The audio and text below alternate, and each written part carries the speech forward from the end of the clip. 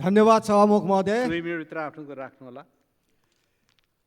हाम्रो सम्मान्य प्रधानमन्त्रीज्यू चाइना भ्रमणमा जाँदाखेरि चाइनिज मिडियामा के कुरा आयो भने नेपालले ग्लोबल सिक्युरिटी इनिसिएटिभ GSI भनिन्छ त्यसमा सहमति जनाएको छ भन्ने कुरा आयो।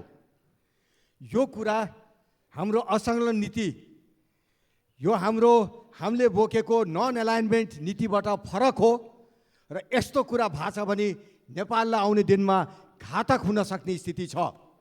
सभामुख महोदय, यो कुरालाई सम्मान्य प्रधानमन्त्रीज्यूले सदनको अगाडि आएर प्रश्न भन्नु पर्यो, किनकि हाम्रो परराष्ट्र नीतिबाट हामी अलग जान लायौँ, फरक हामीले कुरा राख्न लायौँ भने यो सदनले जानकारी पाउनुपर्छ। अर्को कुरा, यो प्याप्सनले उठाएको मागहरू सबै ठिक छ। प्याप्सनलाई कम्पनी एक्टमा जानेबाट रोक लगाउने भन्दा प्याप्सनले जुन यो प्राइभेट स्कुलहरूले ठुलो योगदान नेपालका विद्यार्थीहरूलाई र नेपाललाई गरिरहेको छ, ट्याक्सहरू उठिरहेको छ र राम्रो क्वालिटी एजुकेसन पाइरहेको छ।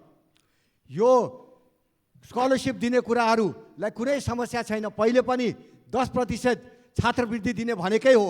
त्यसमा म पनि नगरपालिकामा हुँदाखेरि 60-40% गरेर राम्रोसित चलाएको थियौँ। अहिले त्यसलाई बढाएर 15% गरेको छ।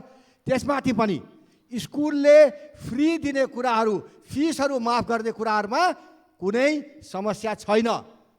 तर बाहिरबाट किनेर ल्याउने कुराहरू स्कुलहरूले यो कुरा सक्दैन भन्ने कुरा मैले जानकारी गराउन चाहन्छु।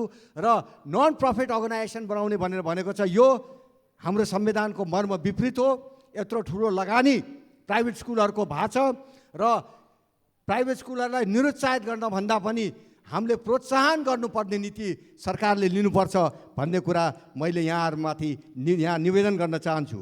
अन्तिममा, म एउटा किसानको छोरा हो, किसानको मर्म बुझ्छु र अहिले जुन उखु किसानहरूले जुन चलाएको आन्दोलन छ र उहाँहरूको अनुदान जुन घटाइएको छ त्यो अनुदानलाई यथावत राखियोस् भन्ने मेरो माग छ र मल खाद किसानहरूलाई सुलभ रेटमा र टाइममा पाओस् भन्ने म यहाँ निवेदन गर्दै आफ्नो कुरा अन्त गर्छु।